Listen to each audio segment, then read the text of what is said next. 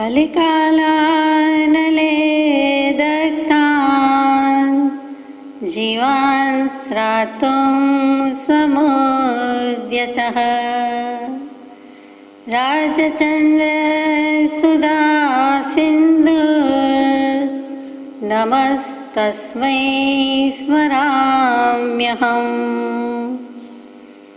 जेणे जाण्यो खरो आत्मा आत्माने अन्यने अक्षय पूर्णज्ञानी ते सिद्धने धन्य छे। अज्ञानतिमिरान्धानां ज्ञानाञ्जनशलाकया चक्षुरुन्मीलितं येन तस्मै श्री गुरवे नमः। સત્શ્રુતને નમસ્કાર, તારક ત્રિપુટીને નમસ્કાર, અસીમ ઉપકારી આત્માને નમસ્કાર, મહાવિત્રોને નમસ્કાર, મહાવિત્રો સમાન મુરબ્બીઓ મુક્ષુને નમસ્કાર. પરમ કૃપાળુદેવ પ્રણીત વચનામૃતજી પત્રાંક 48. ગઈકાલે ખીમજીભાઈ દેવજીભાઈને કૃપાળુદેવે પત્ર લખ્યો, આખો માર્ગ મૂકી દીધો હોય તેવો. તેમાં છેલ્લે આવ્યું કે સત્પુરુષોનું યોગબળ જગતનું કલ્યાણ કરો, અને પછી લેખિત અંગની વાત મૂકી. અને ત્યાર પછી હવે 48મો પત્ર કોને લખાયો છે એ અનુપલબ્ધ છે. તો બધાને લખાયો હોય એવું તો લાગે જ છે, આપણા માટે તો છે જ. મુંબઈ વવાણિયામાં વિક્રમ સંવત 1945, તારીખ 1/2/1889 1/3/1889 દરમિયાન લખાયેલો આ પત્ર છે. જિજ્ઞાસુ એટલે જે જિજ્ઞાસુ થયા છે તેને લાગુ પડે છે. આપના પ્રશ્નનો ઉત્તર મારી યોગ્યતા પ્રમાણે આપનો પ્રશ્ન ટાંકીને લખું છું. એટલે કોઈ અંગત નોંધ કે ડાયરીમાં લખ્યું છે એવું નથી, સામાન્ય અભ્યાસ માટે કે કોઈ એવા આશયથી લખી રાખ્યું છે એમ નથી. ખરેખર કોઈકનો સવાલ છે અને પ્રત્યુત્તર પાઠવ્યું છે. તો મારી યોગ્યતા પ્રમાણે કૃપાળુદેવ કહે છે કે આપનો પ્રશ્ન ટાંકીને જ લખું છું. પ્રશ્ન છે, પૂછાવનારે પૂછ્યું છે, વ્યવહાર શુદ્ધિ કેમ થઈ શકે? હવે વ્યવહાર શું ને શુદ્ધિ શું? ઉત્તર: વ્યવહાર શુદ્ધિની આવશ્યકતા આપના લક્ષ્યમાં હશે, છતાં વિષયની પ્રારંભતા માટે અવશ્ય ગણી દર્શાવવું યોગ્ય છે કે આ લોકમાં સુખનું કારણ અને પરલોકમાં સુખનું કારણ જે સંસાર પ્રવૃત્તિથી થાય તેનું નામ વ્યવહાર શુદ્ધિ. સુખના સર્વ જિજ્ઞાસુ છે. વ્યવહાર શુદ્ધિથી જ્યારે સુખ છે ત્યારે તેની આવશ્યકતા પણ નિઃશંક છે.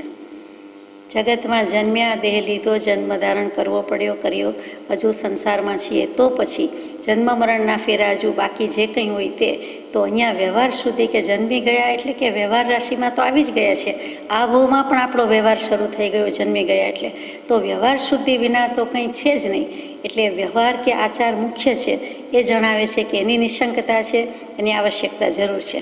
તો શા માટે ધ્યાનમાં જ છે એમ લખે છે કૃપાળુદેવ. છતાં હું કહી દઉં કે એની બધાએ જુદી જુદી વ્યાખ્યા મૂકી હશે. કૃપાળુદેવ કહે છે આ લોકમાં જેનાથી સુખી થવાય, પરલોકમાં જેનાથી સુખી થવાય, જે સંસાર પ્રવૃત્તિથી, બાકી તો ધર્મથી જ સુખી થવાય, આત્મામાં જ સુખ છે, પણ જે પ્રવૃત્તિ કરવી પડે છે આજીવિકા વગેરે માટે, જીવન વ્યવહાર ચલાવવા માટે, નિર્વાહવા માટે, તો એ સંસાર અને એ સંસારની પ્રવૃત્તિ, તો તેમાં જે કંઈ થાય તે વ્યવહાર શુદ્ધિ જાળવવી. તેમાં જેટલી ચોખ્ખાઈ તેટલો આત્માને લાભ.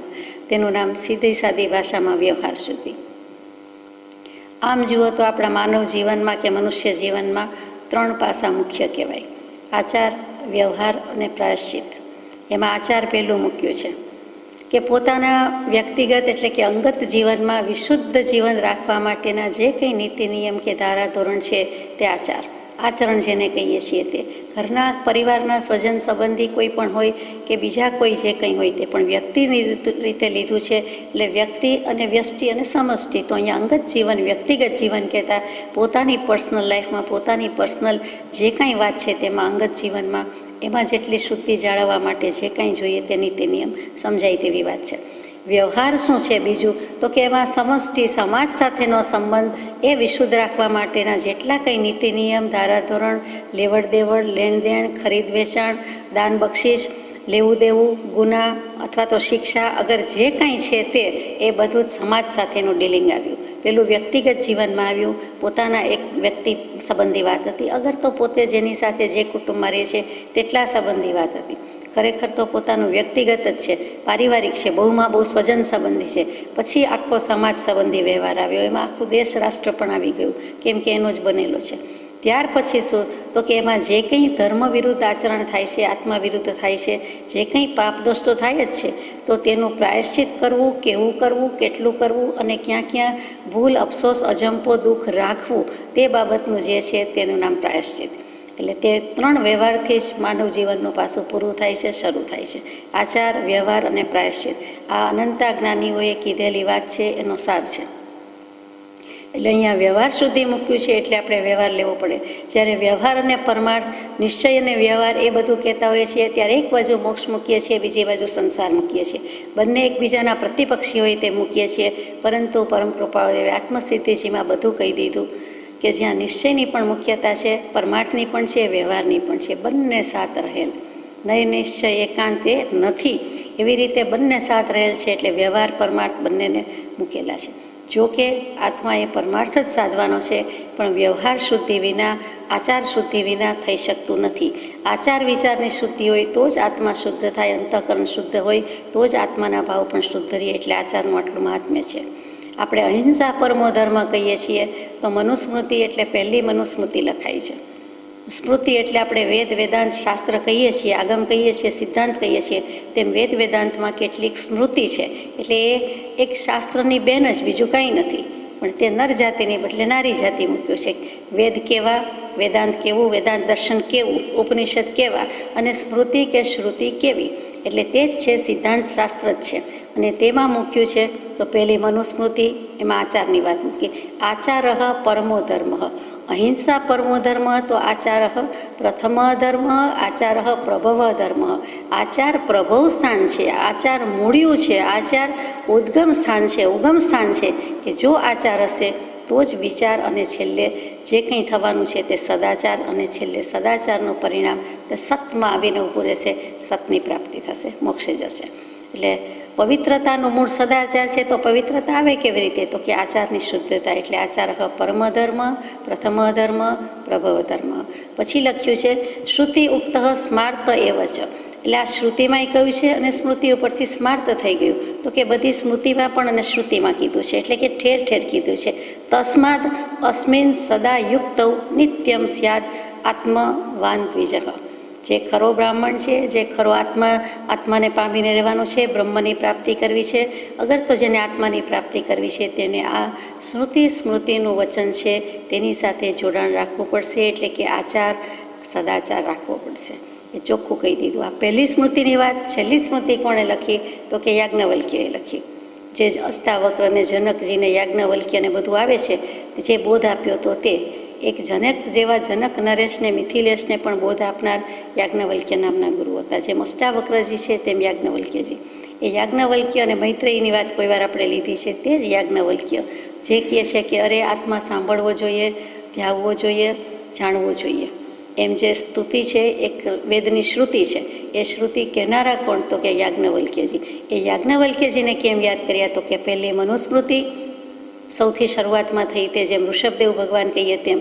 અને બીજું જે છેલ્લું જો કોઈ હોય અત્યાર સુધીમાં, તો એ યાજ્ઞવલ્ક્યની સ્મૃતિ. એ યાજ્ઞવલ્ક્યની સ્મૃતિ, એના ઉપર ટીકા લખાણી, એ મિતાક્ષરા ટીકા લખાઈ. એનું નામ જ મિતાક્ષરા. મિત એટલે મિત, પરિમિત, લિમિટેડ. એટલે બહુ સંક્ષિપ્તમાં, ટૂંકા શબ્દોમાં, સૂત્રોમાં, સંસ્કૃતમાં લખાયેલી ટીકા, તે મિતાક્ષરા જે વિજ્ઞાનેશ્વર ભીખુએ લખી છે તે. એ આપણે 18મા પત્રમાં, રવજીભાઈ દેવરાજના પત્રમાં વિચાર કર્યો હતો કે કૃપાળુદેવ કહે છે કે તમે મને ન્યાય ભણાવવાનો વિચાર કરો છો, કે ન્યાય માટે કાશી મોકલવાનો વિચાર કરો છો, તો બ્રિટિશ લો ચેપ્ટર કે પછી ઇન્ડિયન પિનલ કોડ અથવા તો મિતાક્ષરા, એમાં મિતાક્ષરા શબ્દ છે. તે મિતાક્ષરા બીજું કંઈ નહીં પણ યાજ્ઞવલ્ક્યની સ્મૃતિ મૂળ અને એના પર લખાયેલી ટીકા, તે મિતાક્ષરા. અને તે મિતાક્ષરાનું મહાત્મ્ય એટલે યાદ કરું છું કે અત્યારે જે કોર્ટમાં બધે જ, અદાલતમાં બધે જે કંઈ મેટર્સ હોય છે, એમાં ઇન્ડિયન પિનલ કોડ કયો અથવા તો હિન્દુ લો કયો, તે બીજું કાંઈ નથી પણ આ મિતાક્ષરા ટીકા છે. એટલે આજે પણ એનું પાલન કરવામાં આવે છે. પેલું સંસ્કૃતમાં છે, સમજી ન શકાય, એટલે ગુજરાતીમાં ઇંગ્લિશમાં જે બધું મુકાયું છે તે. એટલે કે કાયદાની, ન્યાયની જે કાંઈ કાનૂન, કલમ, ધારા, ધોરણ, રીતિ, પદ્ધતિ, એમાં ન્યાય નીતિપૂર્વક કરવું એ બધું લખ્યું છે. અને નહીં તો પછી આ પ્રમાણે ન્યાય આપવામાં આવે છે. જોકે સાંપ્રત પ્રવાહમાં અત્યારે બધું બગડી ચૂક્યું છે, એટલે આપણને એટલો જજ પર પણ એટલો વિશ્વાસ નથી જે હોવો જોઈએ.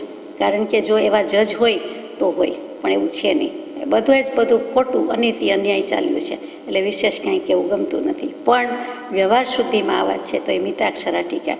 પહેલી છેલ્લી સ્મૃતિમાં કહેવાનું તાત્પર્ય એટલું જ કે ભગવાને આચારનું આટલું મહાત્મ્ય મૂક્યું છે. આગળ જઈએ.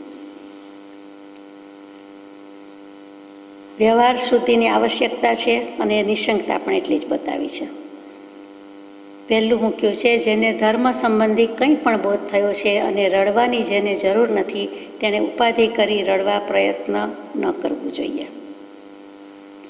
આપણને જો ધર્મ સંબંધી કંઈ પણ બોધ થયો હોય કે ધર્મ કોને કહેવાય, અથવા મારે ધર્મ આચરવો છે, મારે ધર્મી થવું છે, સમ્યક દૃષ્ટિ થવું છે, મિથ્યાત્વ કાઢવું છે, અગર તો આને ધર્મ કહેવાય, આત્માનો ધર્મ છે અને તે જ કરવાનું છે, તો જો કાંઈક પણ સમજ પડી હોય, કાંઈ સૂઝબૂઝ આવી હોય અને રડવાની જરૂર નથી.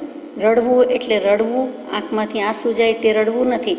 રડવું એટલે કમાવું, ઉપાર્જન કરવું, કાંઈ પણ આજીવિકા માટે જે કાંઈ જરૂર છે તે લક્ષ્મી ધન પ્રાપ્ત કરવા તે રડવું, એટલે સાદી ભાષામાં કમાવું. તો જેને જરૂર નથી અને જેને ધર્મ સંબંધી બોધ થયો છે તેણે ઉપાધિ કરવાની જરૂર નથી. તેને ઉપાધિ હવે વધારાની કરવાની તો જરાય જરૂર નથી. પોતાની તો આજીવિકા ચાલી ગઈ, અથવા તો પોતે આજીવિકા માટે કરી લીધું. જો નિવૃત્તિની ક્ષણો કે સમય આવ્યો હોય તો એમ, નહીં તો હજુ આપણે પોતે અને આપણા આશ્રિત એનું કાંઈ કરવું પડતું હોય તો તેમાં પણ ખેદ રાખવાની વાત છે. પણ અહીંયા તો કહી દીધું કે જોઈએ કેટલું ને રાખવું કેટલું. જો ઈચ્છા અને જરૂરિયાત અને તૃષ્ણા તો અનંત છે, આકાશ અનંત છે એમ જ અનંત છે. તો જો પોતે મર્યાદા બાંધી દીધી હોય અથવા તો મર્યાદિત માત્રામાં વિચારણા રાખી હોય તો ઉપાધિ કરવાની કોઈ જરૂર નથી. પણ ન જાણે આ બોધ આપણે ચાવી ગયા છીએ, ગળે ઉતારી ગયા છે. નવું ઉપાધિ કરતા જ જઈએ છીએ અને પછી કૃપાળુદેવને લખવું પડે છે કે એને વધારે પ્રયત્ન ન કરવું જોઈએ. એક ઓફિસ, એક બિઝનેસ, 2 દુકાન, 2 બિઝનેસ, 2 ઓફિસ, જાણીતી વાત છે. 2થી સંતોષ ન હોય તો બીજી 2, પછી માણસ રોકીએ. પણ એમ્પ્લોયર, એમ્પ્લોયી બધું શરૂ થાય અને પછી એમાંથી તો પરિગ્રહનો કોઈ પાર રહેતો નથી. સકંજામાં આવે છે, કરોડિયાની જાળ જેવું. પોતે જ ગૂંથે છે, ભાન નથી. ભાન હોય છે પણ આશા છે કે હું આબાદ રીતે બચી જઈશ, પણ બચી શકતો નથી. એ તો મુવા જ મુવા. એટલે કૃપાળુદેવે બહુ સ્પષ્ટ લખ્યું છે અને પોતાનું વીતેલી છે, વિતક કથા છે. એટલે તો જે આવ્યું છે હૃદયમાંથી, અંતઃકરણમાંથી આવ્યું છે. બીજો બોધ છે, જેને ધર્મ સંબંધી બોધ થયો છે છતાં સ્થિતિનું દુઃખ હોય તો બનતી ઉપાધિ કરીને રડવા તેણે પ્રયત્ન કરવું જોઈએ. તરત જ એક ગાલે તમાચ બીજે ગાલ ધરી દેવાની વાત છે કે માનો કે ધર્મ સંબંધી બોધ થયો છે છતાં આર્થિક સંકળામણ છે, એવી જ કોઈક પરિસ્થિતિ છે જેમ કૃપાળુદેવની હતી, તો તે વખતે બનતી ઉપાધિ કરીને, જે કાંઈ શક્ય તેટલી ઉપાધિ કરીને ખેદપૂર્વક, અફસોસપૂર્વક પણ તેણે રડવા માટે, કમાવા માટે પ્રયત્ન કરવો જોઈએ. આ વસ્તુનું આટલું બધું કેમ મહાત્મ્ય છે એ હવે આવશે. સર્વસંગ પરિત્યાગી થવાની જેની જિજ્ઞાસા છે તેને આ નિયમોથી સંબંધ નથી. જેને દીક્ષા લેવી છે, જેને સંન્યાસ લેવો છે, જેને બધેથી છૂટી જવું છે, છોડી દેવું છે, ઘરના શું, હું પોતે એક આત્મા જ ભિક્ષાટન માટે નીકળી જવું છે, પર્વતમાં ગુફાવાસી થઈ જવું છે, વનમાં વિચરવું છે, અથવા જેને ક્યાંય પડવું નથી, સાદી ભાષામાં તો દીક્ષા જ છે, સંયમ જ છે, તો જ કોઈ કોરાવે અગર તો એની ક્ષુધાશમન થઈ શકે. તો તેમણે આ લાગુ પડતું નથી. એટલે પ્લીઝ ડિસરિગાર્ડ ધીસ, એમ કહી દીધું કે એમને આ નિયમોથી કાંઈ સંબંધ જ નથી. એ પણ પોતાના ઘરના જે એક વખત સ્વજન હતા, માતા પિતાથી માંડીને ભાઈ બહેન વગેરે, એના ભલા માટે, એના પોષણ માટે, એની કોઈ આજીવિકાની વ્યવસ્થા માટે જો સર્વસંગ પરિત્યાગ કરે તો એને લાગુ પડતું જ નથી. એને તો વિચારવાનું જ નથી. એને તો સર્વસંગ પરિત્યાગી આપણે કહેતાય નથી. કૃપાળુદેવની દૃષ્ટિમાં કે ડિક્શનરીમાં એ સર્વસંગ પરિત્યાગી નથી. એનો સંસાર તો ઊભો જ છે. હું કોણ, હું આત્મા, એ વિચારણા માટે નીકળી પડ્યા હોય અને પછી જો સ્વજન સાથેના એટલા જ પ્રતિબંધ રાખે તો તેને દીક્ષિત કહે કોણ? એ બધાનું કલ્યાણ, એ બધાની આજીવિકા, એ બધાનું ભરણ પોષણ, એની ચિંતા કરે તો એણે દીક્ષા લીધી કહેવાય જ નહીં. એ સંબંધો જ પૂર્વકાળ તે પૂર્વકાળ, ભૂતકાળ તે ભૂતકાળ, જે 5-25 વર્ષ સાથે રહ્યા તે બધા ભૂલી જવાના છે, અગર તો વિશેષ વર્ષો ગાળ્યા હોય તો પણ. તો એ સંબંધ જ નથી. બધી જેવી દુનિયાના જીવો છે, સૃષ્ટિના જીવો છે, તેવા જ એ બધા છે. મારા ઘરના કે મારા માવતર કે મારા ભાઈ બહેન થી માંડીને કોઈ સંબંધ માન્ય હોવો ન જોઈએ. અને તો જ એને દીક્ષાની આજ્ઞા છે. એ જે હતું તે હતું, હવે કાંઈ નહીં. તો પછી નહીંતર એ બેવડા દોષમાં આવે છે એટલે કહેવાય જાય છે. અને લગભગ મોડર્ન ટાઈમ્સમાં એવું જોવા મળે છે કે પોતાએ દીક્ષા લઈ લીધી, વાત પૂરી થઈ ગઈ, પણ જે બધા બીજા જે ઘરના છે તે બધાનું પણ કંઈક આજીવિકા કે જીવન નિર્વાહ કંઈક આગળ જાય કે કંઈક એમાં વધારો થાય અથવા તો સારી રીતે થઈ શકે એટલા માટેના જે પ્રયાસ હોય, જે ટ્રીક ટેકનિક હોય તે તો કોઈ કાળે મંજૂર નથી. અને સર્વસંગ પરિત્યાગીના નામે બેંક બેલેન્સ બોલતું હોય કે એમના નામે ફ્લેટ જગ્યા હોય, એ તો કોઈ કાળે ગળે ઉતરે એવી વાત નથી. એ સંસારી જ કહેવાય અને કોઈ સર્વસંગ ત્યાગી ન કહે. ત્રીજો મુદ્દો છે ઉપજીવન સુખે ચાલી શકે તેવું છતાં જેનું મન લક્ષ્મીને માટે બહુ જવા નાખતું હોય તેણે પ્રથમ તેની વૃદ્ધિ કરવાનું કારણ પોતાને પૂછવું. ઉપજીવન, આજીવિકા, સુંદર રીતે આપણું લિવિંગ સ્ટેન્ડર્ડ જે કંઈ રાખ્યું હોય સીધું સાદું તે ચાલી શકતું હોય, અને છતાં પણ લક્ષ્મી વધારે હોય તો હું દાન પરોપકાર કરું, અથવા તો હું વાપરું, અથવા તો કામ આવે, અથવા ભવિષ્યની કોઈક ચિંતા અજંપો હોય કે મોટી વાનગી આવે તો શું કરીશું, એવો કોઈક ભાવ હોય, જે કંઈ હોય, લક્ષ્મી માટે જાવા નાખવા એટલે કે ઝંખતા હોય, વલખા મારતા હોય, તેણે પહેલાં તો હું શું કામ એવું ઈચ્છું છું એ પોતે પોતાને પૂછવું કે તારે પૈસાને, વધારે પૈસાને હવે શું કરવું છે? આટલો કાળ તો નભી ગયું, હવે કેટલી જરૂર છે? પૂછવા જેવું છે. તો ઉત્તરમાં જો પરોપકાર સિવાય કંઈ પણ પ્રતિકૂળ ભાગ આવતો હોય, કિંવા પારિણામિક લાભને હાનિ પહોંચ્યા સિવાય કંઈ પણ આવતું હોય તો મનને સંતોષી લેવું. પરોપકાર સિવાય કંઈક આવતું હોય કે ના ના મારે બીજા કોઈક માંદગીના કે બીજા કોઈક કારણ છે, અથવા તો સંતાન કે એના સંતાન માટે મૂકીને કે આપીને જવું છે, એવો જે કોઈ ભાવ, અથવા તો મોટો ધર્માદો કરવો છે, જે કંઈ હોય તે પરોપકાર સિવાય કીધું છે એટલે ધર્માદો આવતો નથી. પણ બીજો કોઈ ભાગ આવતો હોય, વળી પ્રતિકૂળ ભાગ આવતો હોય કે પરોપકારથી વિરુદ્ધ, એટલે કે પોતાના હિત માટે, અંગત સ્વાર્થ માટે કે કુટુંબીજનો માટે કે એ જોઈતું હોય, પરોપકારની વાત નથી આવતી.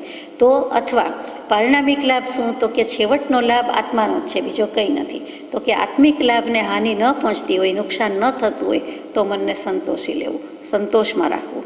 તેમ છતાં જો ન વળી શકે તેમ હોય તો અમુક મર્યાદામાં આવવું.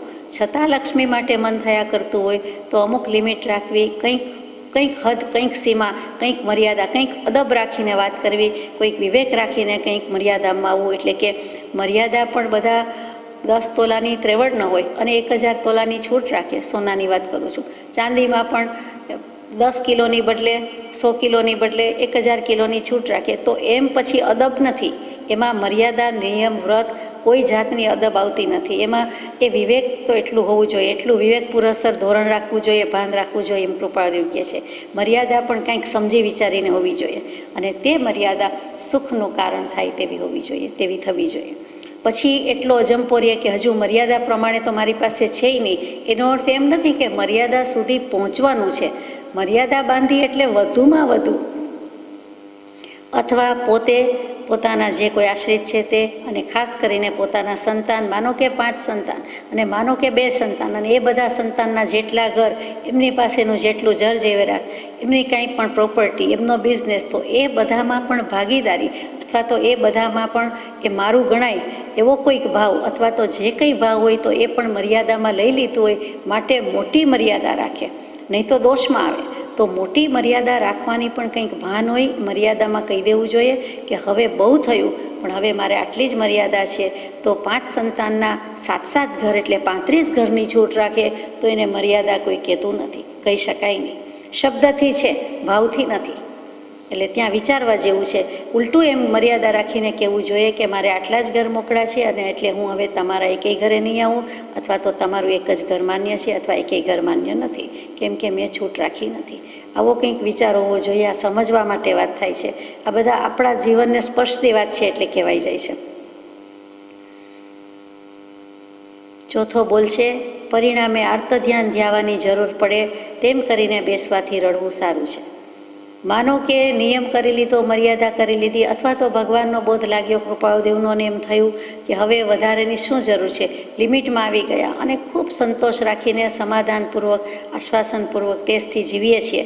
પણ એમાં કોઈક એવા સંયોગ આવે, ફુગાવો, મોંઘવારી આપણે જાણીએ છીએ, અથવા બીજા કોઈક એવા સંયોગો પલટન ખાઈ જાય, કેમ કે સંયોગની ખબર નથી, ભાવિની ખબર નથી, ભાવિના ગર્ભમાં શું છે ખબર નથી, અને કયા કર્મ ક્યારે ફૂટી નીકળે ખબર નથી, અને એના વશાત અથવા બીજા કોઈક સ્નેહીજનોમાં એવો પ્રસંગ પડે, અકસ્માત કંઈ થાય, ગમે તે રીતે પણ આર્ત ધ્યાન થઈ જાય કે અરે હું કમાઈ શક્યો હોત પણ મેં વધુ ન કમાયો, મેં લિમિટ લઈ લીધી, મેં નિયમમાં લઈ લીધો, વ્રત લઈ લીધું, અને તે વખતે આર્ત ધ્યાન થાય.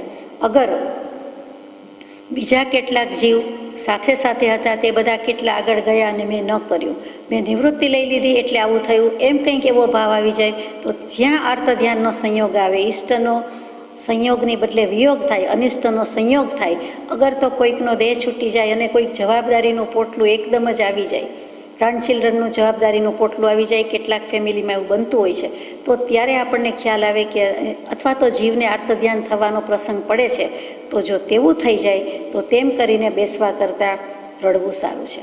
તો તે વખતે જો નિયમ લઈ લીધો હોય તો જુદી વાત છે, નહીં તો એમ થાય કે ચાલો આર્ત ધ્યાન નથી કરવું પણ હવે થોડુંક કમાઈ લેવું સારી વાત છે. કેટલી ભગવાન છૂટ આપે છે, આપણી નાડ પારખીને વાત કરે છે. ધીમે ધીમે, બની શકે તો બિલકુલ કરવા જેવું નથી, પહેલી જ કલમમાં કરવું પડે તો કેવી રીતે કરવું, કયા સંયોગમાં કરવું. આર્ત ધ્યાન થતું હોય, જેમ દર્દમાં છે તેમ જ કે આર્ત ધ્યાન થઈ જતું હોય તો દવા વગેરે, સારવાર વગેરે લઈ લેવી, કેમ કે પોતાને કે બીજાને ભાવ પરિણામ બગડે ન પોસાય. 5મું છે, જેનું સારી રીતે ઉપજીવન ચાલે છે તેને કોઈ પણ પ્રકારના અનાચારથી લક્ષ્મી મેળવવી ન જોઈએ. માનો કે લક્ષ્મી ઉપાર્જનમાં પડ્યા છીએ અને સારી રીતે બધું ચાલે છે તો કોઈ પણ પ્રકારે અનાચાર સેવવાની ના છે. સેવવો તો સદાચાર સેવવો, નહીં તો કમસે કમ આચારમાં રહેવું. પણ આ તો અનાચાર કહ્યું છે. અનાચાર શું? તો કે આચાર એટલે આચરવા યોગ્ય, આદરવા યોગ્ય, કરવા યોગ્ય, યોગ્ય જે હોય તે, યોગ્ય કૃત્ય તે આચર કહીએ, આચાર કહીએ. અનાચાર શું છે? તો કે ન કરવા યોગ્ય, અકરણીય, અકર્તવ્ય રૂપ હોય તેવું કરે. એટલે કે દુરાચારને પણ અનાચાર કહેવાય અને ન કરવા જેવું કરે એને પણ કહેવાય. ખરાબ આચારને પણ કહેવાય. આપણે ઇંગ્લિશમાં સમજવું સહેલું પડે પણ બહુ લિમિટેશન્સ આવી જાય. મિસકન્ડક્ટ કહીએ છીએ તે. અહીંયા અધર્મ પણ કેવો છે, દુરાચાર પણ કેવો છે, વ્રત લઈને ભંગ કર્યો હોય, અતિક્રમ, વ્યતિક્રમ, અતિચાર, અનાચાર, તો છેવટની વાતે પહોંચી ગયા તે પણ આવે, માયાવંચના પણ આવે, બધું જ આવે. અહીંયા અનાચાર એટલે માયા વંચના, એ પણ શાસ્ત્રોમાં ઠાણાંક સૂત્ર વગેરેમાં, સમવાયંક સૂત્રમાં અર્થ મૂકેલો છે. તો ત્યાં માયા વંચના એટલે કે કપટ, એ પણ અનાચારમાં મૂક્યું. અને ખાસ કરીને સીધો સાદો અર્થ અનાચાર એટલે દુરાચાર કહીએ એના કરતાં ફેર છે, કારણ કે બંને શબ્દ જુદા થયા. તો અનાચાર એટલે સાવધ્ય પાપ પ્રવૃત્તિ, એટલે કે સાવધ્ય કહેતા જ દોષ સહિત, નિરવધ્ય એટલે નિર્દોષ, અને સાવધ્ય એટલે દોષ સહિત પાપ. પાપ એમાં જ દોષ આવી ગયું. જે કંઈ પાપ દોષ થાય છે તે સાવધ્ય પાપ પ્રવૃત્તિ. આપણે સામાયિક અનુષ્ઠાનમાં કહીએ છીએ, સામાયિક વ્રત લેતી વખતે, કે હવે સાવધ્ય પાપના પચખાણ, સાવધ્ય જોગના પચખાણ 2 ઘડી સુધી એક સામાયિક બાંધે તો એમ કહે. તો ત્યાં સાવધ્ય એટલે જે કંઈ હિંસા, પાપ, દોષ, આરંભ સમારંભ થાય છે, સાદી ભાષામાં પાપ અને દોષ, તે દુરાચાર એટલે કે અનાચાર. તો જેમાં સાવધ્ય પાપ પ્રવૃત્તિ થાય, પાપ વિના તો કાંઈ છે નહીં. કૃપાદેવ કે પગ મૂકતા પાપ છે, તો પછી પાપ તો થવાના જ છે. પણ વધુ પાપ થાય એટલે હવે જેટલા ઓછા થાય એની ધીમે ધીમે લિમિટ આવે છે, એની મર્યાદા આવે છે. હવે માયા કપટ વિના, છળકપટ વિના, અધર્મ કર્યા વિના, દુરાચાર વિના, અગર તો કેટલાક આરંભ સમારંભ થયા વિના, અનાચાર વિના લક્ષ્મી મળી શકે? શક્ય જ નથી. કૃપાદેવના જ્ઞાનમાં છે જ, અને તેમ છતાં લખ્યું છે એટલે વિચારવા જેવું છે. મનને જેથી સુખ હોતું નથી તેથી કાયાને કે વચનને ન હોય. અનાચારથી લક્ષ્મી સેવન હોય એટલે એમાં મનને શાંતિ, સુખ હોય જ નહીં. તો મનને જ ચેન ન હોય, સુખ ન હોય, શાંતિ ન હોય, તો વચન કાયાને થોડા હોય. વચન કાયા ઉપર તો કંટ્રોલ છે, મન પર તો હજી ઓછો કંટ્રોલ છે, અથવા વશમાં આવ્યું જ નથી. એટલે એ મનથી, વચનથી કે કાયાથી દુઃખી જ દુઃખી હોય. અનાચારથી મન સુખી થતું નથી, આ સ્વતઃ અનુભવ થાય તેવું કહેવું છે.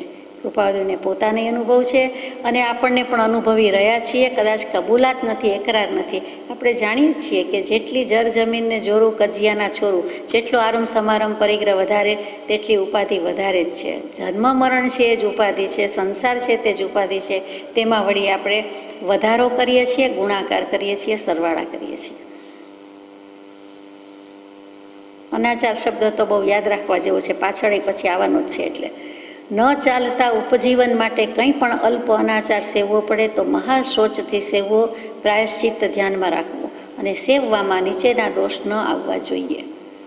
આ છઠ્ઠામાં તો ભગવાને માથું ઉતારી લીધું છે કે ન ચાલી શકે તો ઉપજીવન કરવાની છૂટ, આજીવિકા માટે કરવાની છૂટ, થોડીક છૂટ અલ્પ અનાચારની પણ આપે, કારણ કે ચાલવાનું જ નથી. જવાબ આવી ગયો. પછી અનાચારનો અર્થ પોતે જ કૌંસમાં મૂક્યો છે, અસત્ય અને સહજ માયા. નહીં જેવું નામનું ન જીવવું પણ ખોટું બોલવું જ પડે. એ તો વ્યવહારમાં બેઠા બોલીએ છીએ અને પરમાર્થ સત્ય તો બોલી શકાતું જ નથી. અખંડ સમ્યક દર્શન આવે તો જ પરમાર્થ સત્ય બોલ્યું જાય છે, બાકી કોઈ બોલી શકતું નથી. તો વ્યવહારમાં સત્ય સત્ય જ છે, મિશ્ર ભાષા જ છે. તો જ્યારે અનાચાર કરવાનો આવે છે, લક્ષ્મી ઉપાર્જન કરવાનું આવે છે, તેમાં તો થોડું અસત્ય અને સહજ માયા, જાણે કે સહજ એટલે સ્વાભાવિક નહીં, સહજ એટલે સાથે જાય છે. તે અસત્યની સાથે, વૃષાવાદની સાથે માયા બેન ભેગીને ભેગી જ છે. જેમ સ્વભાવ અને સ્વરૂપ આપણી સાથે જ છે, આત્મા કીધો એટલે એની સાથે સ્વરૂપ હોય જ, સહજ આત્મ સ્વરૂપ એ કુદરતી છે, સ્વાભાવિક છે, સાથે સાથે સ્વભાવથી સાથે જાય છે. સહજ આયતે ઇતિ સહજ. એટલે આ અનાચારની સાથે સેજ તો માયા અને અસદ ભાષણ આવે જ છે. એ સેવવા પડે તો સેવવા, પણ મહાશોચથી. ભયંકર દુઃખ લાગતું હોય, મરું થતું હોય કે અરે પ્રભુ આ ક્યાં મારા નસીબે, મારા પ્રારબ્ધે કે મારા યોગે આવ્યો છે. પણ એને સમયે નહીં, પણ ક્ષણે ક્ષણે, કાર્ય પ્રસંગે જેમ કહે છે તેમ અફસોસ રહ્યા કરે. અને એ અફસોસમાંથી ક્યારે નિવૃત્ત થાવ એવો ભાવ, લાગણી હંમેશ રહ્યા કરે. એ મહાશોચથી સેવવું. અને પ્રાયશ્ચિત પણ ધ્યાનમાં રાખવું કે આટલું દંડાવું છું, બીજાને દંડું છું, પણ મને દંડ પડવાનો છે, મને કોરડા વિંજાવાના છે. સુપ્રીમ કોર્ટમાં, સર્વજ્ઞની કોર્ટમાં હું જીતવાનો નથી. હું જેમ છું તેમ ઊભો રહીશ, એકરાર કરીશ, પ્રાયશ્ચિત આપશે, સ્વીકારીશ તો કદાચ જીતીશ, બાકી હારી ગયા છીએ. બીજી અદાલતમાં આપણે છૂટી જઈએ છીએ, પણ માયલો પોતે આત્મા અંતઃકરણ એ તો એને કહે છે કે તું ચોર, તું દંડાયો, તે માયા કપટ કરી, તું જીતી ગયો, પણ તું આત્માથી હારી ગયો, બાજી હારી ગયો. એ ચોક્કસ માને કે તું પાજી નથી, તું કાજી નથી, બાજી હારીને બેઠો છું. એને ચોક્કસ એનું અંતઃકરણ તો ખેદ બંડ પોકારતું જ હોય. અને સર્વજ્ઞ ભગવાન તો જાણે જ છે, એટલે ભૂલનું પ્રાયશ્ચિત, દોષનું પ્રાયશ્ચિત તો લેવું જ પડે છે.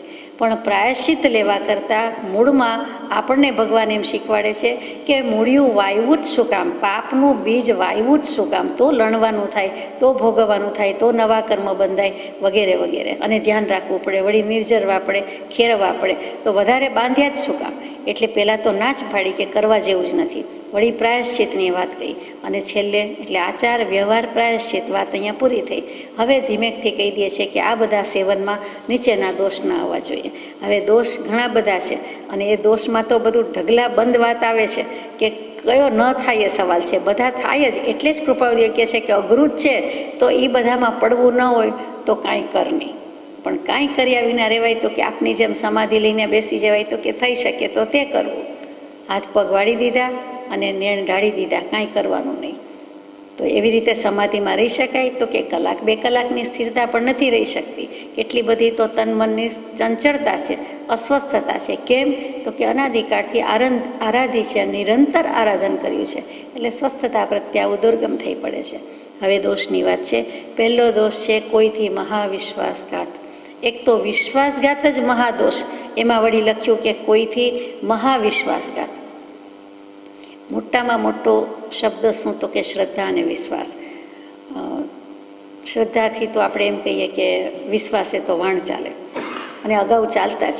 એમાં કાંઈ 2 બોલથી જ બધું થતું હતું, 2 આંખની શરમથી જ થતું હતું, એમાં કાંઈ કહેવું પડતું નહોતું. રૂબરૂ જોયા ન હોય તો વિશ્વાસે વ્યવસાય ચાલતા હતા. આજે કદાચ ન ચાલે, કાંઈ ન ચાલે. તો કે વિશ્વાસે વાણ ચાલે. ભગવાનના માર્ગમાં આત્માને પામવામાં પણ શ્રદ્ધા મોટી મજબૂત ઈંટ છે, નીવ છે, પાયો છે.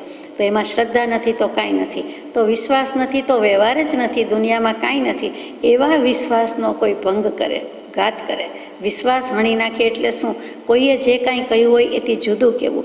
પોતે કોઈને વચન આપ્યું હોય તો તેમાંથી બિલકુલ ફરી જવું. વચન ભંગ, વચન પાડવું એવું થોડું છે? તો કે રઘુકુલ રીતિ સદા ચલી આવી, પ્રાણ જાય અરું વચન ન જાય. અને વાણિયાને વચન સાથે જાય કે નહીં ખબર નથી. વાણિયા શબ્દમાં જ વાણી આવી, એટલે આમ તો વચનના પાલક હોવા જોઈએ, પણ હોય કે નહીં ખબર નથી. એટલે ભગવાને વાણિયાને વણિક થઈને, વણિક વેશવાળાને વાણિજ્યમાં જે હોય તેને જ કીધેલું છે. પછી જ્ઞાતિથી વાણિયા હોય કે નહીં, પણ જે કોઈ વ્યવસાયી વેપારી છે તે બધાને લાગુ પડે છે. અને વિશ્વાસઘાત તો દરેક વ્યક્તિને લાગુ પડે છે, વેપારની જ વાત નથી.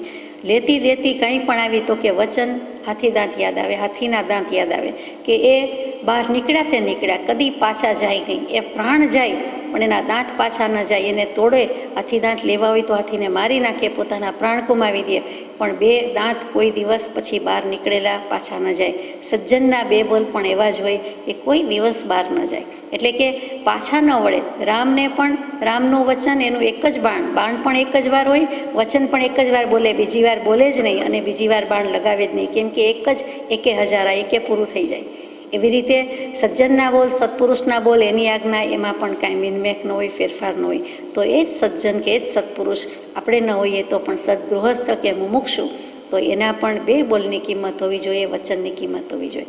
આપણે કોઈને કોલ કરાર વચન આપ્યું હોય તો એની પણ કિંમત હોય, કોઈએ આપણને આપ્યું હોય તો એની પણ કિંમત હોય. અને ન આપીએ, દગો દઈએ, ધોખો કરીએ તો એ મોટામાં મોટો વિશ્વાસઘાત છે. એટલે જીવનના કોઈ પણ વ્યવહારમાં કોઈને પણ વિશ્વાસઘાત કરવો એટલે મહાદોષ, મહાપાતક છે. સહજાનંદ સ્વામીએ શિક્ષાપત્રી લખી છે, 212 શ્લોકની છે, હમણાં જ થઈ ગયા સ્વામિનારાયણ સંપ્રદાયમાં. એ શિક્ષાપત્રીમાં પણ મૂક્યું છે કે મિત્રનો દ્રોહ કરે અથવા તો કોઈનો પણ વિશ્વાસઘાત કરે, કૃતજ્ઞતા એટલે ઉપકાર ઉપર અપકાર કરે, અને કોઈ પણ સ્ત્રીની હત્યા કરે, અને ચાડી ચુગલા કરે એટલે કે પૈશુન્ય દોષ લાવે. આ ચારનું કોઈ શાસ્ત્રોમાં પ્રાયશ્ચિત જ નથી. અને આ ચાર નરકમાં જાય છે એટલું જ નહીં, આ ચારને જ્યાં સુધી સૂર્ય અને ચંદ્ર રહે છે ત્યાં સુધી એને નરકમાં રહેવું પડે છે. એટલે કે હજારો લાખો વર્ષો સુધી. એટલે લાંબા આયુષ્ય નરકના પણ લાંબા છે, સૂર્ય ચંદ્ર પણ જ્યોતિષકાયના દેવો જ છે, એમના પણ એટલા જ લાંબા આયુષ્ય છે. આપણી ભાષામાં યાવત ચંદ્ર દિવા કરો, જ્યાં સુધી ચંદ્ર સૂર્ય રહે, એટલે હર હંમેશ કેવું છે, પણ હર હંમેશ તો કહેવાય નહીં. સદાકાળ કોઈ રહેતું નથી નરકમાં અગર કોઈ પણ જગ્યાએ. એટલા માટે આપણે કહેવું પડે કે ચંદ્ર સૂર્યની સ્થિતિ છે ત્યાં સુધી. એટલે વિશ્વાસઘાતમાં આટલો દોષ કીધો. અને મિત્રથી વિશ્વાસઘાત બીજો નંબર છે, એમાં આપણે એટલો દોષ. મિત્ર કહેતા જ એણે વિશ્વાસ મૂક્યો. મોક્ષનો માર્ગ બતાવે તે મિત્ર, એટલે કોઈ સદગુરુ કે સત્પુરુષથી વિશ્વાસઘાત કરીએ એ પણ ભયંકર દોષ છે. કોઈ ગુરુ કે ગુરુ પત્ની, એનાથી વિશ્વાસઘાત પુરાણોમાં દૃષ્ટાંતો ઘણા છે, એટલે કહેવાય જાય છે.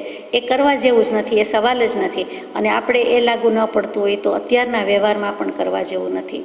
મિત્ર દ્રોહી, કૃતજ્ઞ, વિશ્વાસઘાતી, આ બધાને મોટામાં મોટા દોષિત કીધા છે. જે મહાપાતક કીધા છે 5 અને 7, એવી રીતે આ 4 મહાપાતકમાં મૂકી દીધા છે. મનુસ્મૃતિ લ્યો, યાજ્ઞવલ્ક્ય સ્મૃતિ લ્યો, જીનાગમ લ્યો, આ શિક્ષાપત્રી લ્યો, કે કાંઈ પણ લ્યો, વિદુર નીતિ લ્યો, શુક્રાચાર્યની નીતિ લ્યો, કે આપણી કૃપાળદેવની 700 મહાનીતિ લ્યો, આ બધી વાત તો આવે જ છે. એટલે માન્ય કરવા યોગ્ય છે કે કદી વિશ્વાસમાં લીધા પછી મૂકી દેવા જેવું નથી.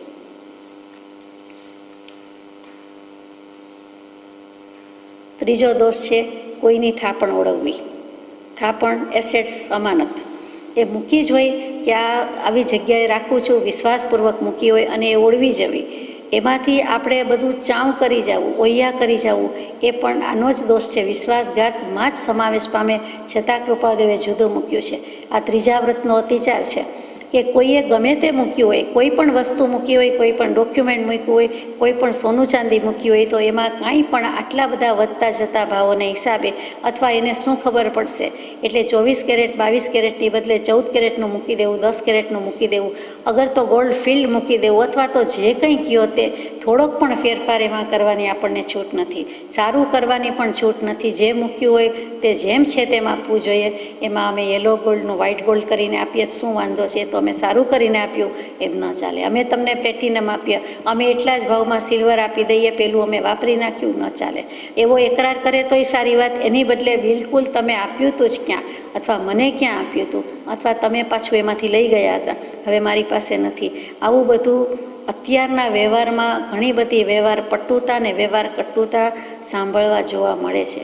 એટલે કહેવાય જાય છે કે આ પણ મોટામાં મોટો દોષ છે, અતિ અપરાધ છે. આ શરાફીના ધંધામાં, વ્યાજ વટાવના ધંધામાં આ થાપણ ઓળવવાનું તો બહુ સ્વાભાવિક છે, એટલે તરત જ ફેંસલો કરી નાખે. પણ એ રીતે એને નરકગામી જ થવાનો વારો આવે એમ કહું તો ખોટું નથી. શાસ્ત્રોએ કહે છે, આપણને થાય કે કેવી જીવની આંતરડી કકડાવી હોય, દુભાવી હોય, પોતે પોતાના થોડાક સુખ સ્વાર્થ માટે જે કર્યું હોય એ થાપણ ઓળવવાનો દોષ પણ ના આવવો જોઈએ. એટલે ઘણાનો ધંધો જ આ હોય છે, વ્યવસાય જ આ હોય છે, એને વધારે લાગુ પડે છે. બાકી પણ કોઈએ સાચવણથી મૂક્યું હોય, વિશ્વાસથી મૂક્યું હોય, આપ્યું હોય તો એ આપણી ફરજ બરાબર સોંપી દેવાની છે.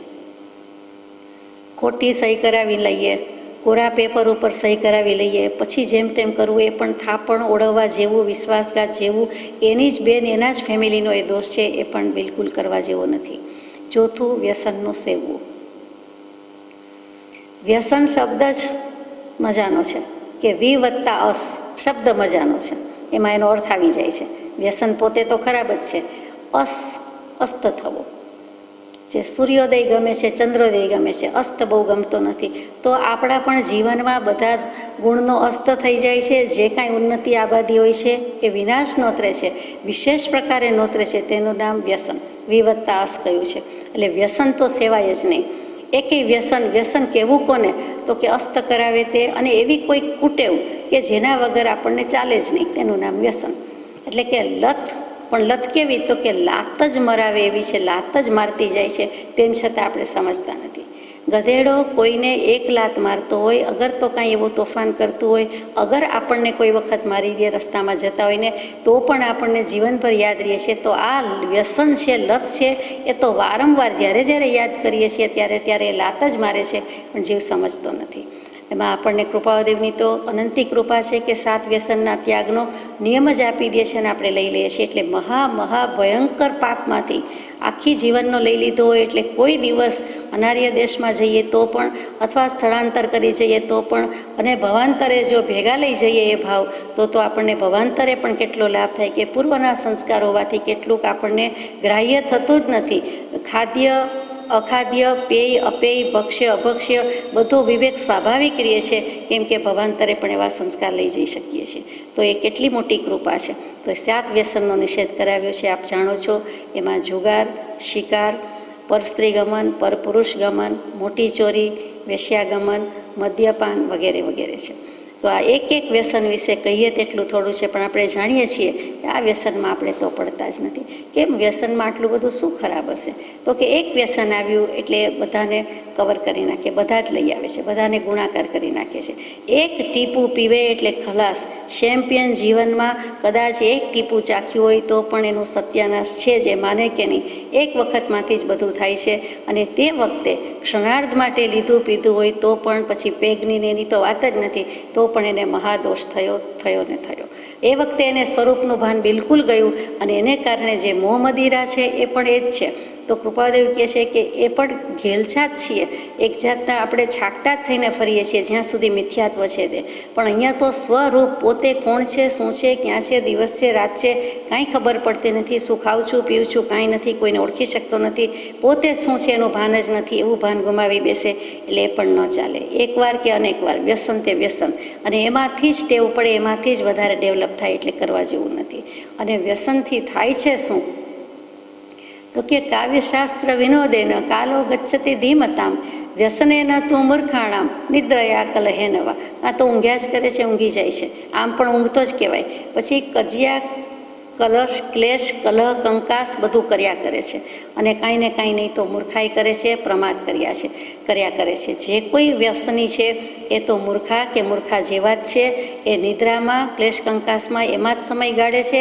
જ્યારે વ્યસન વિનાના છે એ તો કાવ્યમાં, શાસ્ત્રમાં, શાસ્ત્ર વિનોદમાં, જ્ઞાનગોષ્ઠીમાં, ધર્મશાસ્ત્રમાં, ધર્મ અધ્યયનમાં વગેરે વગેરે સારા વ્યવહારમાં, સદાચારમાં સમય ગાળે છે.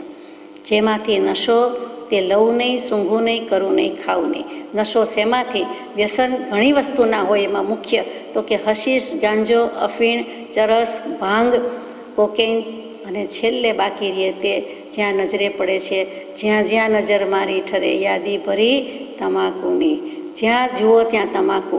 બ્રહ્માને પણ પૂછ્યું કે આખા જગતમાં તમને એક વસ્તુનું નામ આપવાનું કહે તો શું કહો?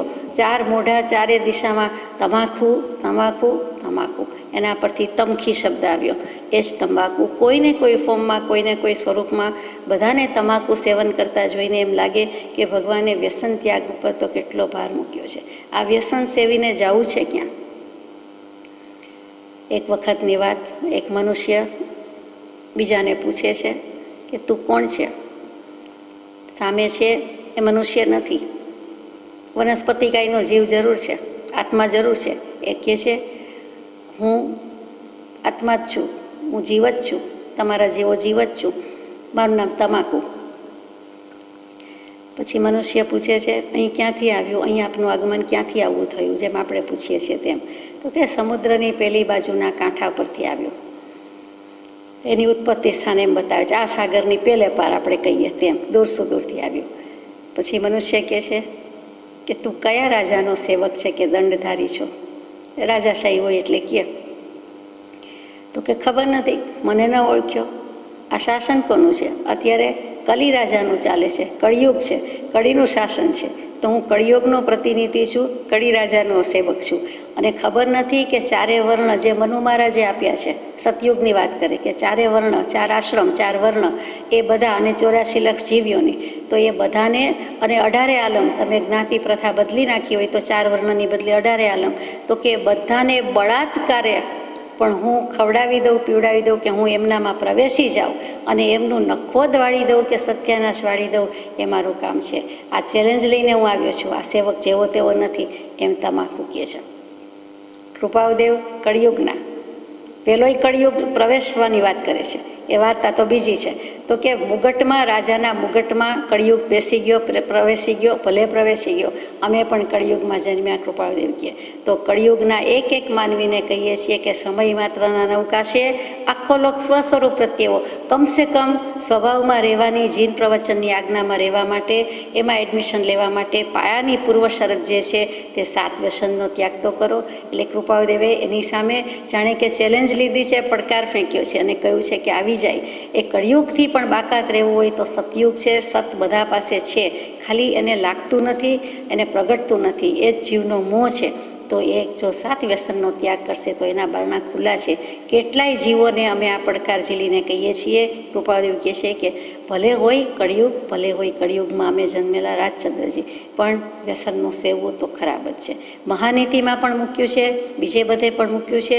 ચોખ્ખું સ્પષ્ટ એમ પણ લખે છે કે જેમાંથી નશો કે જેમાંથી કેફ એવા દ્રવ્યનું સેવન કરવું નહીં. કોઈને ચાનું વ્યસન લાગતું હોય તો એ પણ વ્યસનમાં જ જાય. આપણે કંઈ એકલી તમાકુને જ કહીએ છીએ એવું નથી, બધી વસ્તુને લાગુ પડે છે. જે વસ્તુ વિના ન ચાલે ત્યારે સમજવું કે આ વ્યસન. કોઈ કે તમને જમવાનું વ્યસન, એકે વ્યસન નથી. હા, એક વખત પણ જમવું તો પડે, તો એ એક જાતનું વ્યસન થયું. પણ વ્યસનમાં શું છે? પેલી ટેવ કહેવાય, આ કુટેવ, કે એને ચાલે જ નહીં, એના વિના એ બાવરો થઈ જાય. એની બધું ડાપણ શાણપણ ક્યાંય જતું રહે. કૃપાળદેવે લખ્યું કે 1 પાઈની 4 બીડી, અને એમાં એક બીડી માટે કે એક જરાક તલપ લાગે તો એ કેવો થઈ જાય, કેવો આકુળ વ્યાકુળ થઈ જાય. ગમે એવો મોટો ગવર્નર હોય કે સાહેબ હોય કે મિનિસ્ટર હોય, પણ ત્યારે પાણી હતો નહોતો થઈ જાય, ઠેકાણા વિનાનો થઈ જાય. ગમે તે શૂદ્રને પણ પોતાના સમાન સમદુખી ગણી લે. તારે પણ જોઈએ છે, મારે પણ જોઈએ છે.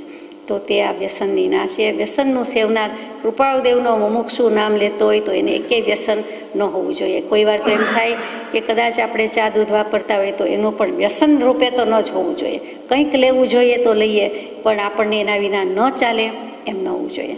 કૃપાળદેવે તો મુમુક્ષુને બાંધી જ લીધા છે કે કોઈ પણ મુમુક્ષુ એ જ છે કે એને એકેય વસ્તુ વિના ન ચાલે એમ ન થવું જોઈએ. પછી ખાવા પીવાની હોય કે બીજી કોઈ હોય.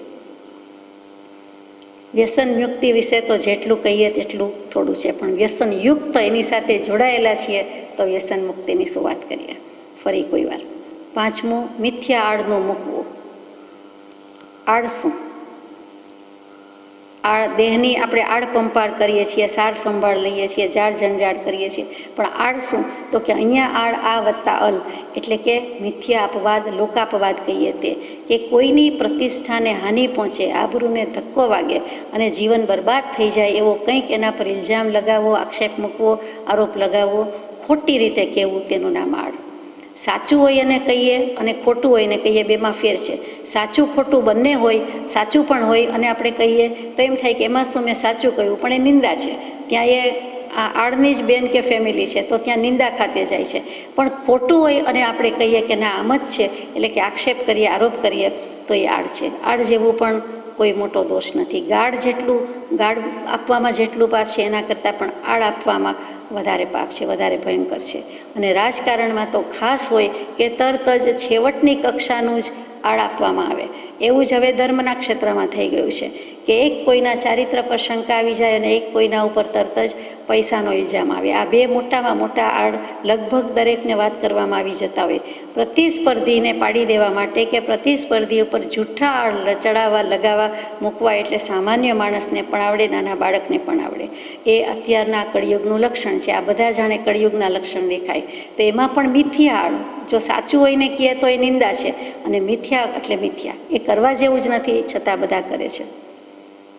જે કરે છે તે ખાડો ખોદે તે પડે, એ કહેવત કદાચ એમાંથી જ આવી હશે.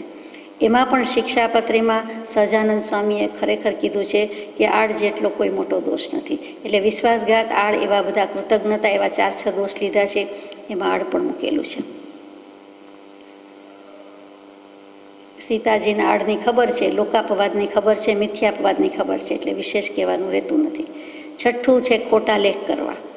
આમ તો લેખ કરવામાં જ આરંભ સમારંભ ને બધો દોષ લાગે. એમાં ખોટા લેખ કરે, ખોટા ડોક્યુમેન્ટ્સ ને ખોટી સહી અને બધું બનાવટી. કોના માટે? તો કે પાછળના માટે. આપણે તો વાપરવું નથી, તો પછી પાછળના માટે કે કોઈના માટે શું કામ કરવું જોઈએ, કે કોઈના વતી શું કામ કરવું જોઈએ? કોઈના વતી, કોઈના માટે પણ કેટલું કરવા જેવું નથી. જો ધર્મ સંબંધી કૃપાદેવ કે બોધ થયો હોય તો આગળ જ શરત મૂકી છે. જો આપણે એમ માનતા હોય કે આપણને થોડીક ખબર છે, આપણે શ્રાવક છીએ, આપણે જૈન કુળમાં જન્મ્યા છીએ, મુમુક્ષુ છીએ, 12 વ્રતની ખબર છે, અથવા આમાં દોષ છે, આમાં ગુણ છે, આમાં લાભ છે, ગેરલાભ છે, તો પછી આ બધી જવાબદારીની જંજાળમાં પડાય જ નહીં. પડ્યા હોય તો મૂકી દેવી જોઈએ, સોંપી દેવું જોઈએ, અથવા તો એક ઘાને 2 કટકા કરવું જોઈએ. પણ દોષ ને પાપ, વાલ્મીકી દૃષ્ટાંત ખબર છે વાલિયા લૂંટારાનું.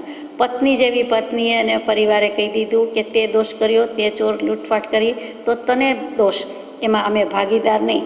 એને કયું એજ્યુકેશન હતું? પણ આત્માનું ગણિત આવડતું હતું, ભણતર હતું, ગણતર હતું, ભણતર આ હતું આત્માનું, તો કહી શક્યા. આપણને એમ થાય કે આપણે શું, આપણે તો બધા જ ભાગીદાર થશે ને? બધા ભાગીદાર નથી. જે કરે છે તે જ પડે છે, એને જ ચૂકવવાના છે.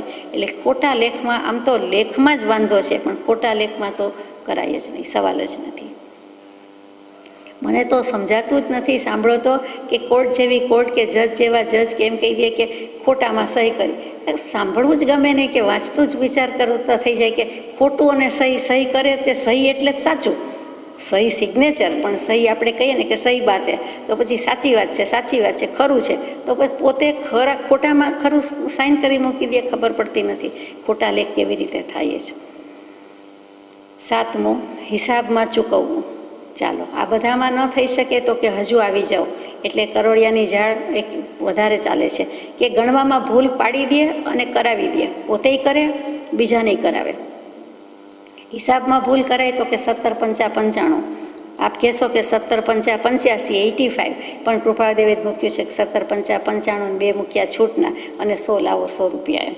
તો કે એવું તો બધાએ વ્યવહારમાં કર્યું જ છે કે 5 દુ 10, પછી કહેશે હવે 20માં 10 તારા ને 10 મારા, એમ કરીને હિસાબ પતાવે. તો હિસાબમાં ચૂકવવું એટલે ચૂકાવે, પોતે ભૂલ કરે, ભૂલ ચૂક લેવી દેવી, અને આ તો હિસાબમાં ભૂલાવી જ દે. એ આટલા વર્ષે નહોતું આપ્યું, એ ગયું વર્ષ ન ગણાય, એ મહિનાથી ન ગણાય, આટલા દિવસ કાઢી નાખવાના, આ વર્ષ જુદું છે, આ નવડો અને કંઈક ચોગડો સરખા લાગે છે.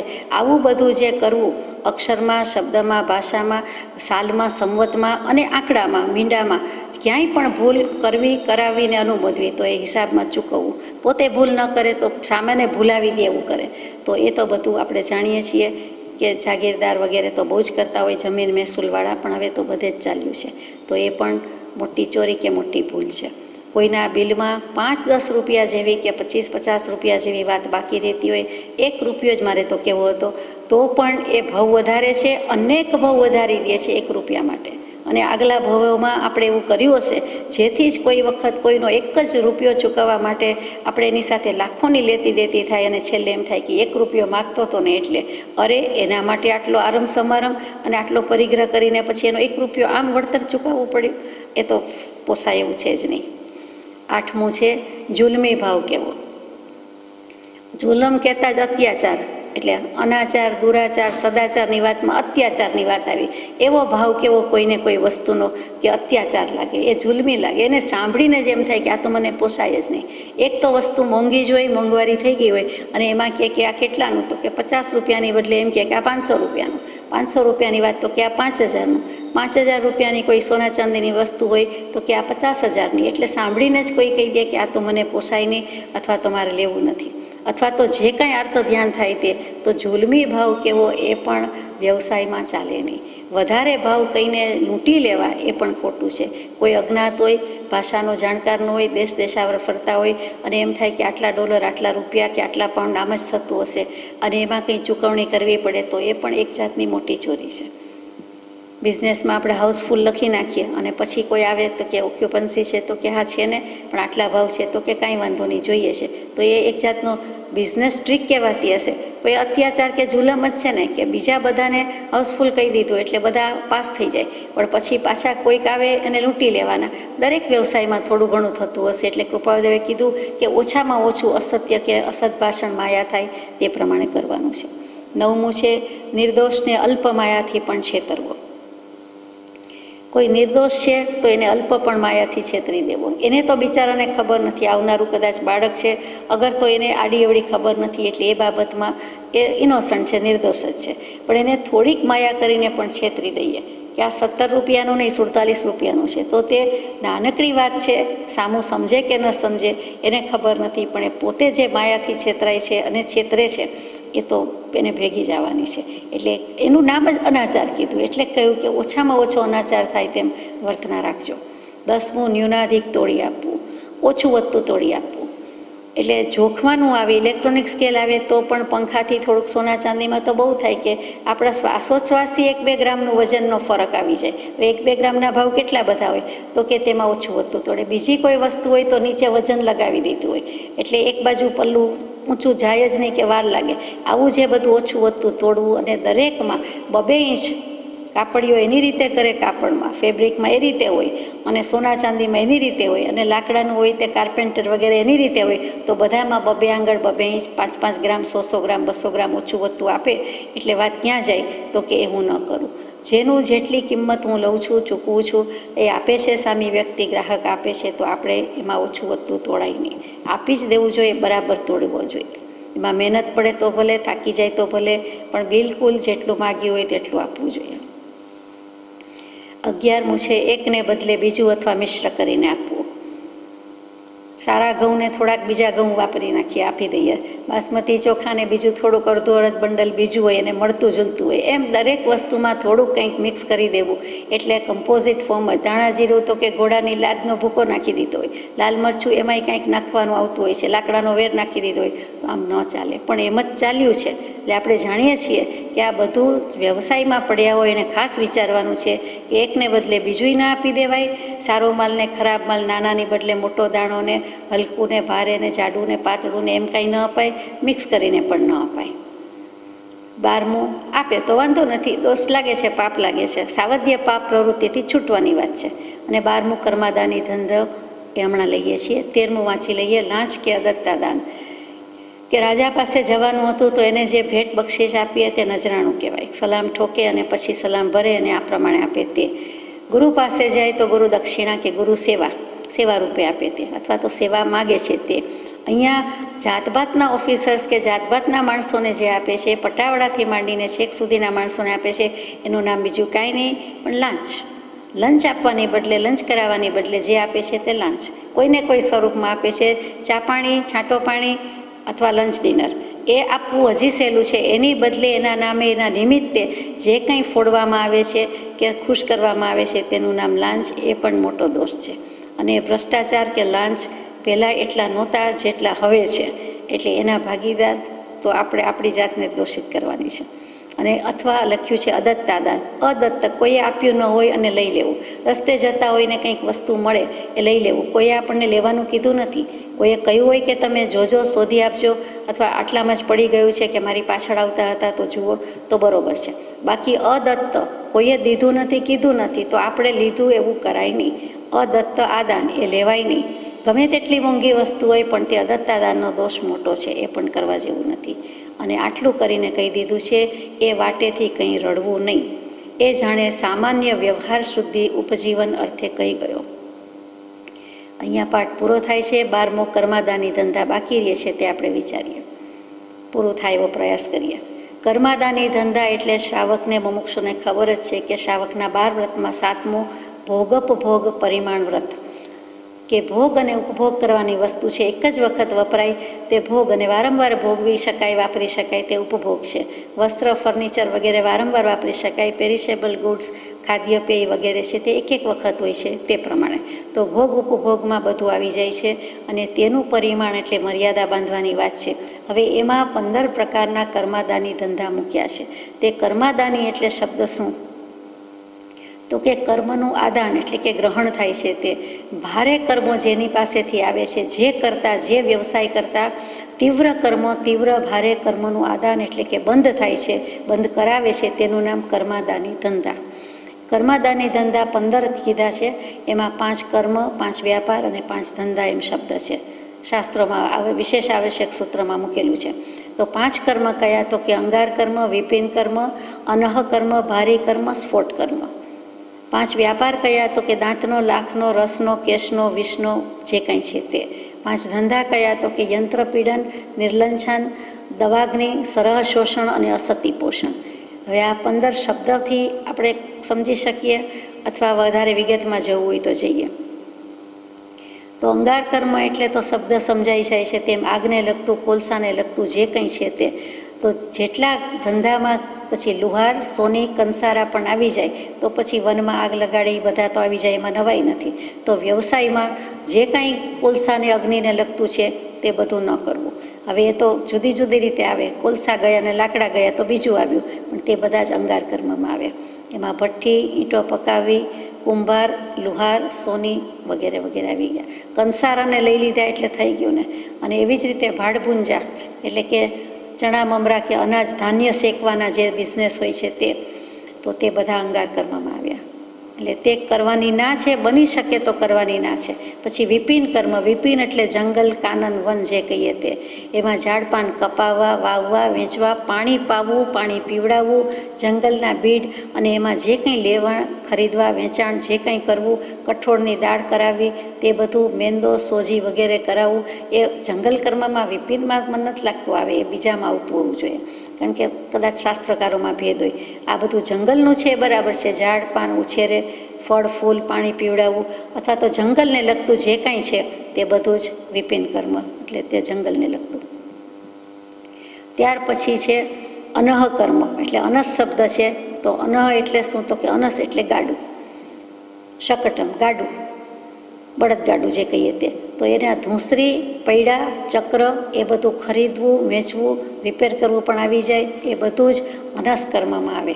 એટલે માત્ર ગાડાના પૈડા અહીંયા લખ્યું છે એટલે આપણે એટલું જ રાખીએ છીએ, કારણ કે બીજા બધા યંત્ર પીડનક્ષણ જે કહ્યું, યંત્ર પીડન કર્મ એ જુદું આવવાનું છે.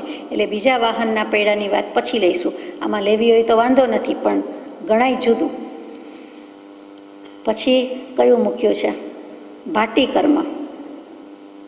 પશુ ઉપર જે કંઈ ભાર મૂકવો, ગધેડા હોય, હાથી હોય, ઘોડા હોય, બધા ઉપર ભાર મૂકવો અને પછી એ રીતે એના ભાડાથી આજીવિકા ચલાવી, તે બધું ભાર કર્મ, ભાટી કર્મ કહેવાય છે. એટલે કે અન્ય વાહનો ભાડેથી ફેરવીએ તે પણ એમાં આવી જાય.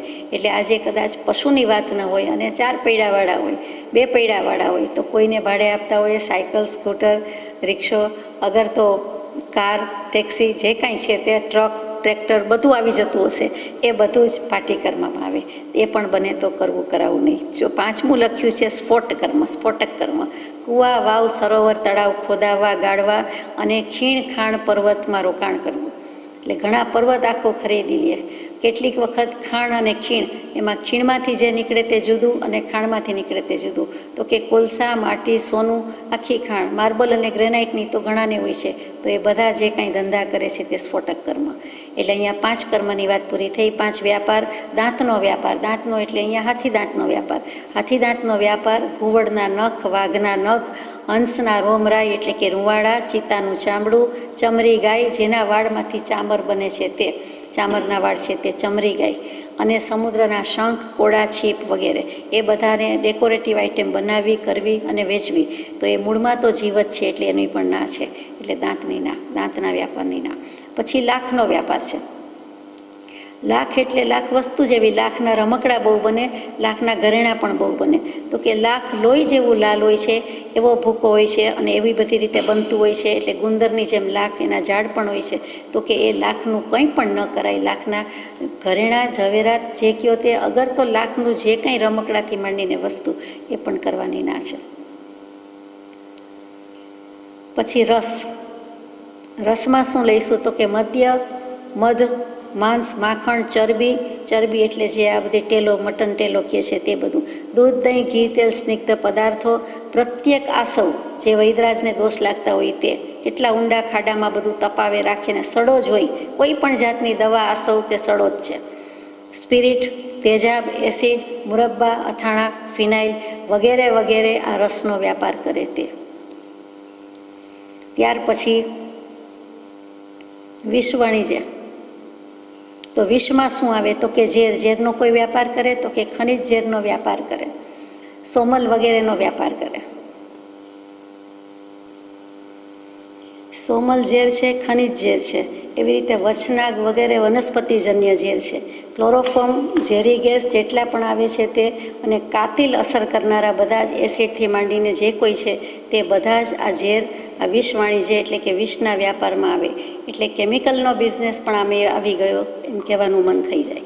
એમાં શબ્દ રસાયણ ન મૂક્યું હોય પણ આમાં આવે. એમાં ભયંકર પારાવાર દોષ છે. હડકાયા કૂતરાની લાળમાંથી હડકવા માટેનું જે કાંઈ બનાવવામાં આવે એ પણ એક જાતનું ઝેર જ ગણ્યું છે. સાપના મુખમાં રહેલું ઝેર જે કંઈ હોય છે એ કાઢી લેવામાં આવે તો એ પણ. કોલેરાની ઉલટીમાંથી જે કાંઈ લેવામાં આવે છે એ કોલેરા નિવારવા માટે આવે છે. એ કેટલાક જીવોને ચાઈને, રીબાવીને, પીડીને, લોહી ખેંચીને બધું બનાવવામાં આવે છે, દવા બનાવવામાં આવે છે અથવા તો આ વ્યાપાર કરવામાં આવે છે. અને પ્રાણઘાતક શસ્ત્રો પણ આમાં આવી જાય છે. એ પણ એક જાતનું ઝેર જ છે, મારી નાખે છે કોઈને. એટલે આ બધું જ રસવાણી જેમાં, વિષવાણી જેમાં આવે તે વિચાર કરતા હતા. એક રસવાણી જેમાં એક સ્પષ્ટતા કરવાની હતી. લાખના વ્યાપારની આપણે વાત કરતા હતા કે લોહી જેવો લાલ કલર હોવાથી લોહી કહેતા જ રક્ત, રક્ત કહેતા જ નિર્ધ્વંસ પરિણામ કરે છે. એમાં ગળીમાં બહુ દોષ હોય છે, જૈનો વાપરતા નથી. તો સવાલ થતો હોય છે તો કે એમાં પારાવાર પાપ છે એટલે ગળી એ વાપરતા નથી. ફટકડી જરૂર પડે તો જ વાપરીએ છીએ. મનોશીલ એ પણ ઝેરમાં આવે. ટંકણખાર અને સાબુ એ બધું જ પણ આ લાખના વ્યાપારમાં આવે એટલે એની પણ ના છે. કારણ કે જ્યાં પણ કંઈક જીવ હિંસા થાય છે, ત્રસ્ત જીવને કે સાવર જીવને, એમાં ત્રસ્ત જીવને તો ગ્લાની પહોંચે છે, દુઃખ પહોંચે છે એટલે આ હિંસા થાય છે. માટે આ એક ચોખવટ કરવાની હતી. પછી વિષનો, પછી કેશનો વ્યાપાર. તો વાળનો વ્યાપાર આવ્યો એટલે પશુ પંખીના વાળનો તો વ્યાપાર કરે જ, ઘેટાના વાળ વગેરે.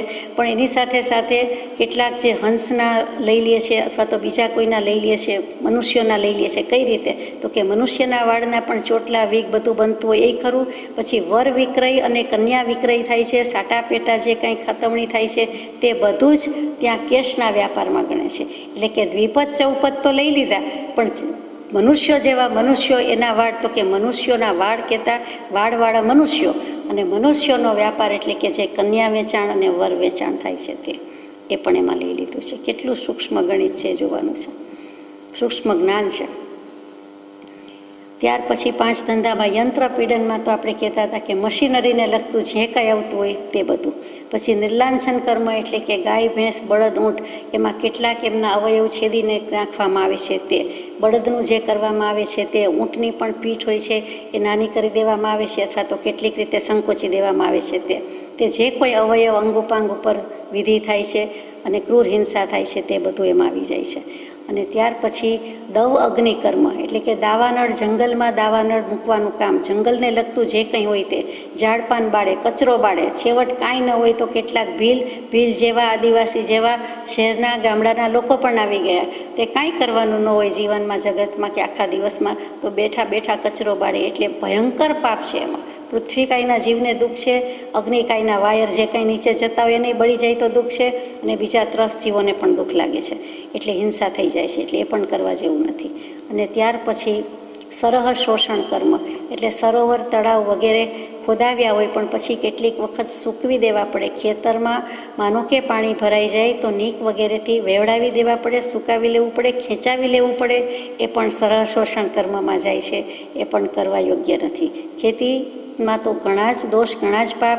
એમાં તો સરોવર, તળાવ, નદીને પાણીને લગતી વાત આવી. જેવું સુકાઈ જાય એટલે બિચારા કેટલાય માછલાને, અસંખ્ય જીવો નો ત્યાં ને ત્યાં નાશ પામે છે. એ સુકાઈ જાય એટલે જ એનું હિંસા દોષ મોટામાં મોટો. અને છેલ્લો દોષ અસતી પોષણ કર્મ. સતી સ્ત્રી, સતી નથી તેવી વ્યભિચારિણી વગેરે, એટલે કે વ્યભિચાર કરવામાં આવે, પ્રોસ્ટિટ્યુશનનો બિઝનેસ, તો એ પણ પૂરબારમાં રિફાઇન્ડ ફોર્મમાં ચાલતો હોય છે. તો એ પણ કરવા જેવું નથી. પોપટ, સુડા વગેરે કૂતરાનું પોષણ કરે છે, એ પણ અસતી પોષણ છે. કે કોઈ વાર કુતૂહલ ખાતર રાખે છે, કોઈ વાર બાળકોને ગમે એટલે રાખે છે, કોઈ વાર પોતાને શોખ થાય છે, પોતાને પ્રેમ્સને ઢોળી દેવો છે માટે કૂતરા, પોપટ, બિલાડા વગેરે પાડે છે, સસલા વગેરે રાખે છે.